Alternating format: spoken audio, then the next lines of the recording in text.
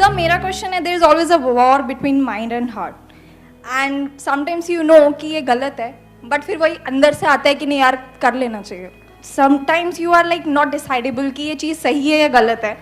दिमाग कुछ और कह रहा है, दिल कुछ और कह रहा है. तो सर उस टाइम क्या करना चाहिए, क्या सुनना चाहिए और क्या मानना चाहिए? मतलब दिल की सुने या दिमाग की सुने. इसको हम एक और तरीके से भी बोल सकते हैं इस टॉपिक को, how to stop being an emotional fool. सही लग रहा है टॉपिक? सारे कह रहे सर यही तो है हम. सबने यस सर बोल दिया. कितने चाहते हैं ये आज के सेशन का टॉपिक? सब चाहते हैं. अरे वाह, let's give a big hand for her. Please. Topic हमको मिल चुका है. Topic is how to stop being an emotional fool. तो सबसे पहले देखते हैं इमोशनल होना क्या बुरा है. ये बुरा नहीं है. ये जो वर्ड है इमोशन, इसी में इसका मीनिंग है. You can call it as energy in motion. लेकिन अगर वो एनर्जी अनकंट्रोल्ड वे में चलने लग जाए तो क्या होगा? एक है एनर्जी आपके कंट्रोल में है, इमोशंस आपके कंट्रोल में है. एक है आप इमोशंस के कंट्रोल में हो. कैसी होगी इस बंदे की लाइफ जो इमोशंस के कंट्रोल में है? खत्म ही खत्म है जी. मतलब एक मिनट में वो एक्साइटेड हो जाएगा, अगले मिनट में डिप्रेस्ड हो जाएगा.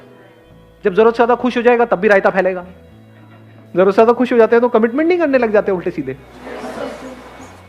पूरी की पूरी रामायण को अगर आप समझने की कोशिश करोगे तो सारी जो प्रॉब्लम्स हुई उसकी जड़ क्या थी? सीता. अरे नहीं, सीता जड़ थी.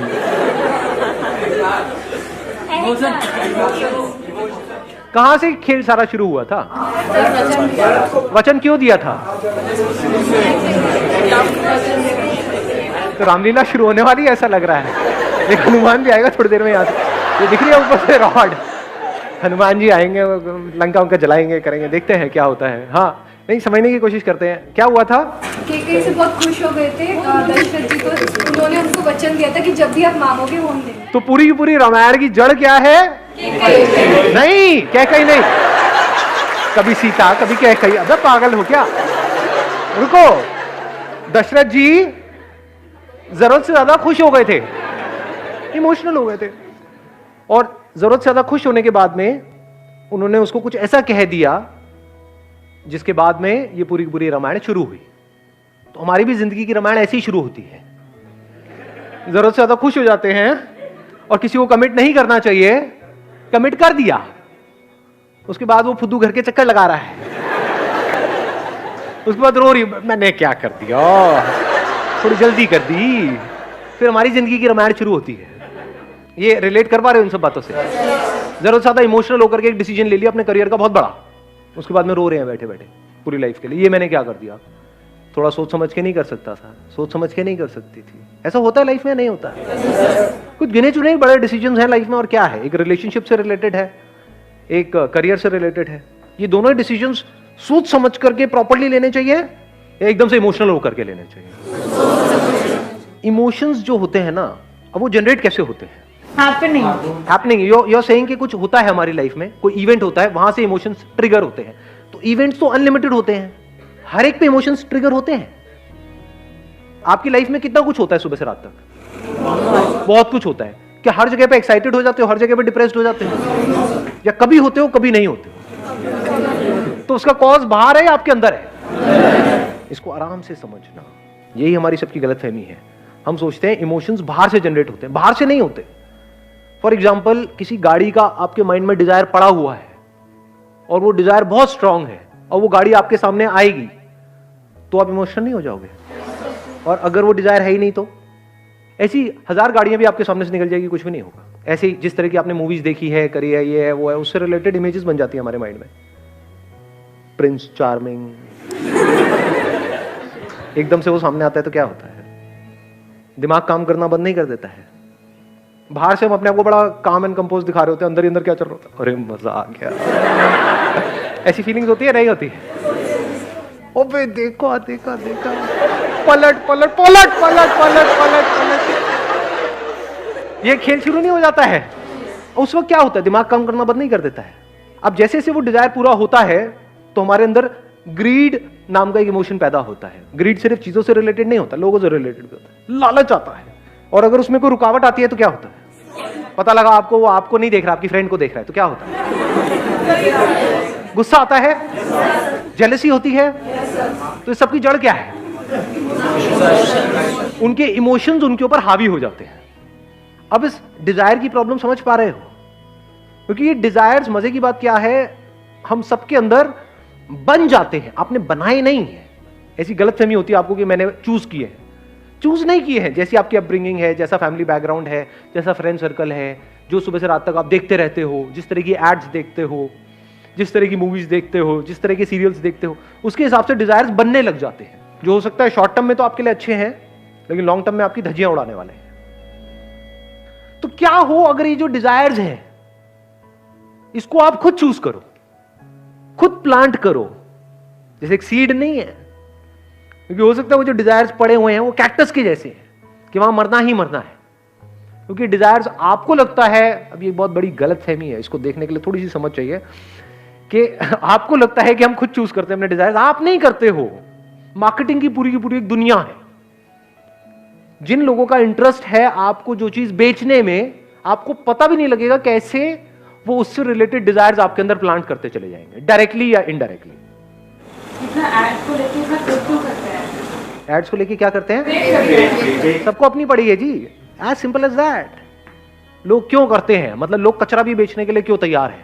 चलो कोई आदमी गरीब है तो उसका तो फिर भी समझ आता है कि वो अपनी फैमिली के लिए, किसी के लिए कर रहा है। अरे वो लोग जिनके बैंक अकाउंट में करोड़ों रुपए पड़े हैं, सो कॉल्ड सेलिब्रिटीज, क्या वो झूठ नहीं बोलते हैं आकर के? क्या वो जिन भी चीजों की ऐड कर रहे हैं वो खुद खाते पीते हैं? लेकिन ऐड तो करते हैं। क्यों करते हैं? पैसा दो, कुछ भी बुलवा लो, बट पैसा तो उनके पास में है, फिर क्यों करते हैं? लालच है जी। फॉर एग्जाम्पल, आपको क्रिकेट का शौक है, तो आपका कोई आइडल है, उसने आकर के बोल दिया कि ये खाओ, चाहे वो उसको हाथ भी ना लगाए खुद, ना अपने बच्चों को खिलाए, ना अपनी बीवी को, किसी को ना खिलाए, लेकिन अगर उसने आकर के बोल दिया कि ये खाओ, तो क्या होगा? आपका दिमाग वहां पर बीच में आएगा, या इमोशंस आपके ऊपर हावी हो चुके हैं?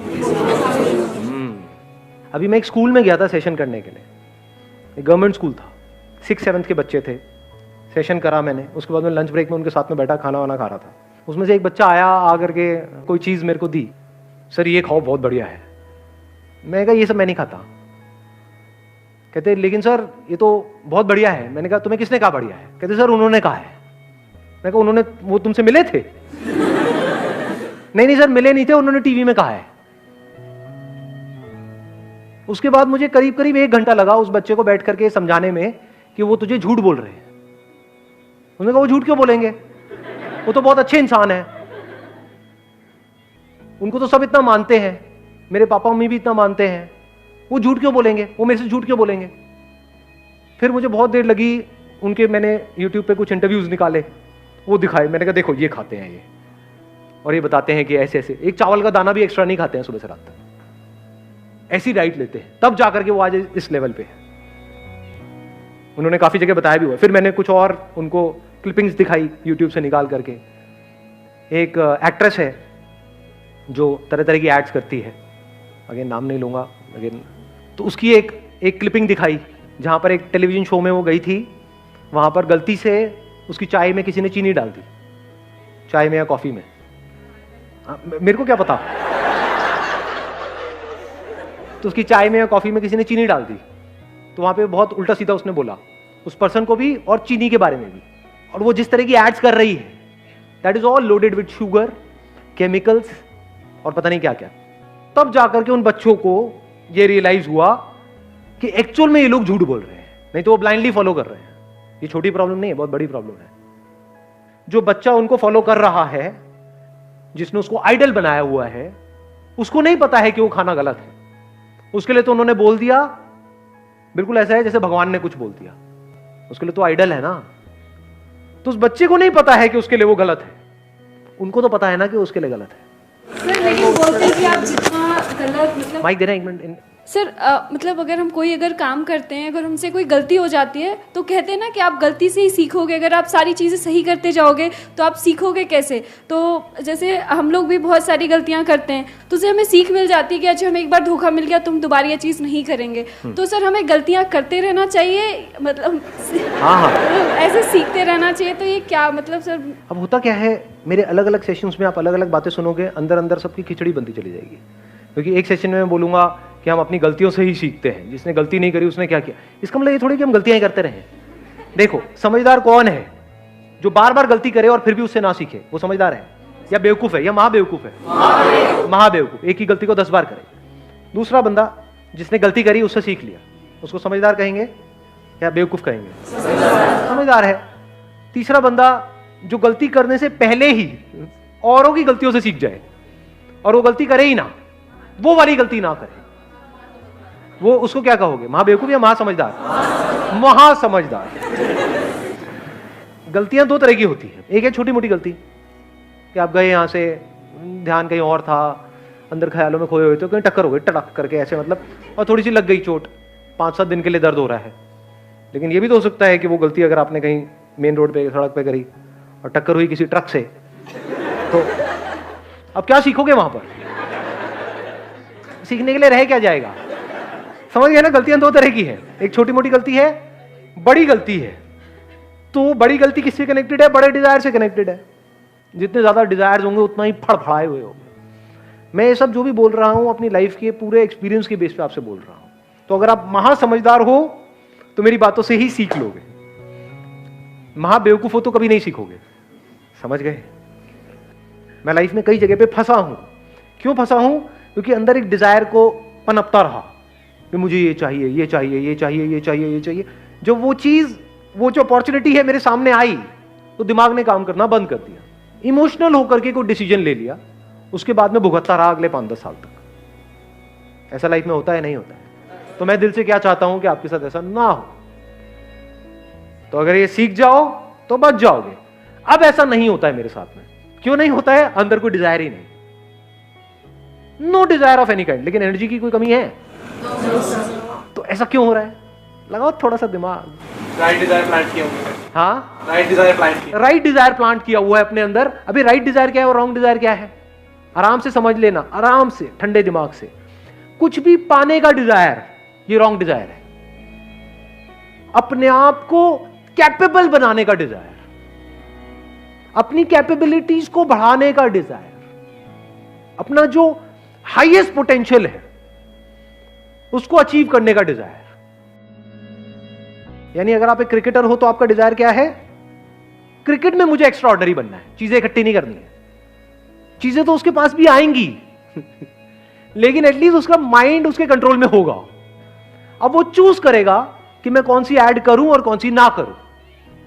फॉर एग्जाम्पल, गाड़ी की है, बाइक की है, इंश्योरेंस की है, ये सारी जो एड्स हैं, इसको करने में कोई बुराई नहीं है। किसी की लाइफ थोड़ी ना खराब हो रही है। अच्छा, खाने पीने की चीज है, कौन देखने वाला है इस ऐड को? कोई बच्चे देखने वाले हैं जो मुझे ब्लाइंडली फॉलो करते हैं। तो मैं ये ऐड नहीं करूंगा, और इसकी जगह मैं क्या करूंगा? अपने सारे इंटरव्यूज में बोलूंगा कि ये खाना सही है, ये खाना गलत है, ताकि एटलीस्ट मेरी वजह से किसी का अच्छा नहीं हो रहा तो किसी का बुरा ना हो, नंबर 1। और अगर मेरी वजह से किसी का अच्छा हो जाए तो उससे अच्छा कुछ हो ही नहीं सकता। ऐसी थिंकिंग कहां से आ सकती है? किसके माइंड में आ सकती है ऐसी थिंकिंग? जिसकी लाइफ का गोल हो कि मुझे खिलाड़ी बनना है, ना कि भिखारी बनना है। ये जो आपका पाने का डिजायर है, ये आपको भिखारी बनाता है। बड़ा आदमी, छोटा आदमी, ये सब क्या है जाने अनजाने अगर ये डिजायर आपके अंदर प्लांट नहीं हो रहे हैं। घर में डायलॉग सुने नहीं सुने हैं? वो बहुत बड़ा आदमी है। बड़ा आदमी मतलब क्या? 8 फुट का है, 10 फुट का है? कौन है बड़ा आदमी? मतलब क्या? पैसा है और क्या?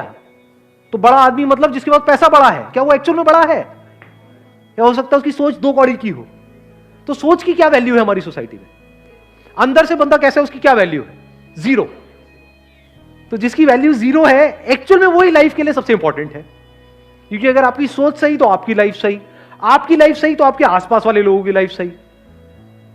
Somebody who is peaceful from within, absolutely calm within, वही तो किसी और इंसान के जब कांटेक्ट में आएगा तो उसके साथ में कुछ अच्छा कर सकता है। जिसके अंदर पहले ही भूचाल है, मतलब बवंडर चल रहा है, वो जब भी किसी के कांटेक्ट में आएगा वो एक ही बात सोच रहा होगा, मैं इसको कैसे यूज करूं अपना वो पूरा करने के लिए। जो चीज मुझे चाहिए उसमें ये काम का है या नहीं है। काम का है तो आपके लारे लप्पे करेगा, नहीं है तो आपको साइड में कर देगा। ऐसी नहीं है दुनिया, अपना काम निकालने के बारे में सोचते सुबह से रात। ऐसे ही बनना चाहते हो,